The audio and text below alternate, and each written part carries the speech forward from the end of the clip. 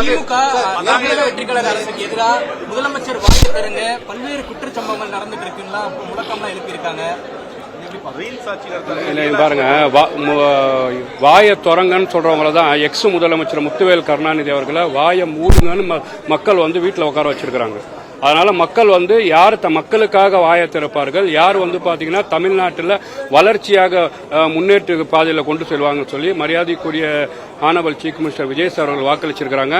முதல் கூட்டம் இன்னைக்கு நடந்திருக்கு. சிறப்பான கூட்டம். எனக்கு எதையெல்லாம் சொன்னாங்களோ இன்னைக்கு வந்து பாத்தீங்கன்னா தமிழ்நாட்டில் தமிழும் இங்கிலீஷ் தான் இருமொழி கொள்கையில வலுவா இருக்கின்றது இந்த அரசாங்கம். அது மட்டும் இல்லாம தமிழுக்கு தான் முதலிடம், தமிழ் தாய் வாழ்த்துக்கு முதலிடமா இருக்கிறது இந்த அரசாங்கம்.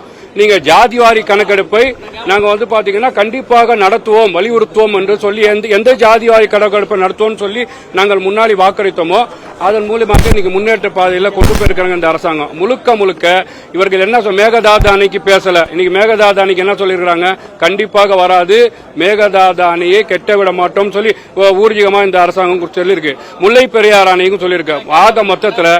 ஆக மொத்தத்தில் தமிழ்நாட்டில் தமிழக மக்களுக்கு என்னென்ன தேவையோ அந்த அரசாங்கம் கீழடி விஷயத்தில் என்ன பேசிருக்கு, தமிழ்நாட்டோட மக்களின் நாடி துடிப்பாக மனசாட்சியாக என்ன தேவையோ அதை நிறைவேற்றும்னு சொல்லியிருக்காங்க. முழுக்க இன்னைக்கு நம்ம வாசிச்ச இந்த வார்த்தைகள் ஒவ்வொன்றும் தமிழ்நாட்டு மக்களுக்கும் தமிழ் மக்களுக்கும் தேவையான விஷயத்தை வாசிச்சிருக்காங்க.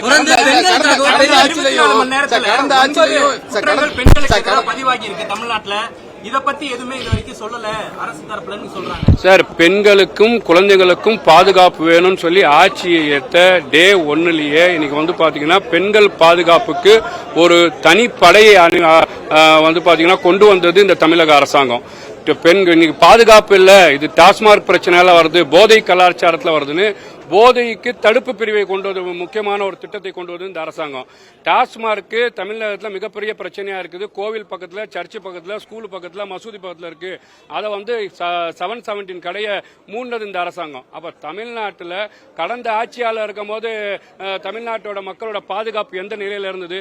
2 வயசு குழந்தைய வந்து யார் பாலியல் வன்கொடுமை செய்து மர்டர் செஞ்சா?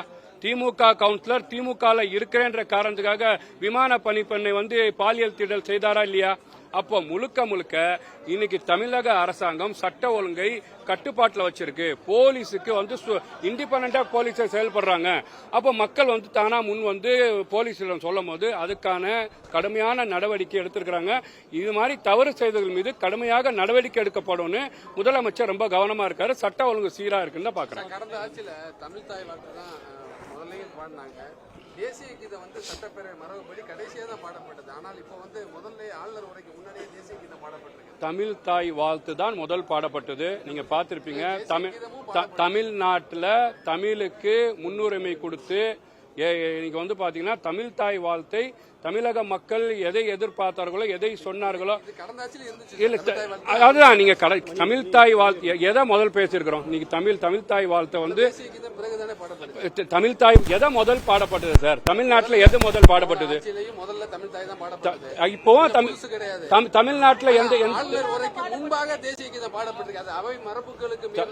தமிழ் தாய் தமிழுக்கு முன்னுரிமை கொடுத்து தமிழ் தாய் வாழ்த்து தான் முதல் பாடப்பட்டிருக்குன்னு சொல்றேன்.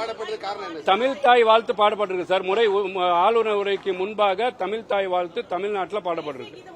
தேசிய கீதம் பாடப்பட்டிருக்கு சார். நீங்க தமிழ் தாய் வாழ்த்து ஏற்கனவே பாடப்பட்டது சார். அது கடந்த ஆட்சியிலே பாடப்பட்டது சார். இப்ப தேசிய கீதம் பாடப்பட்டதுக்கான காரணம் என்ன சார்? சார் நான் என்ன சொல்றேன்னா, நீங்க